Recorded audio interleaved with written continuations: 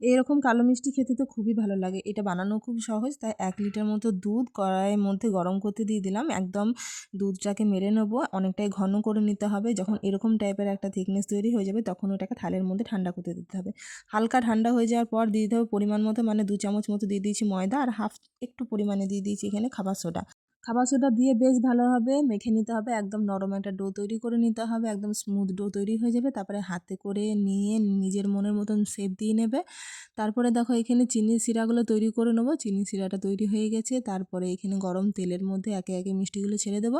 এখানে কিন্তু তেলটার আঁচটা খুবই কম থাকবে, ফ্লেমটা খুবই কম থাকবে। তেলটাও কিন্তু গরম খুব একটা বেশি হবে না, হালকা গরম করে মিষ্টিগুলো বেশ ভালোভাবে ভেজে নিতে হবে। লাল লাল যখন কালারটা হয়ে আসবে তখন ছেঁকে তুলে নিয়ে মিষ্টি রসের মধ্যে দিয়ে দিতে হবে। মিষ্টি রস যেন হালকা গরম থাকে।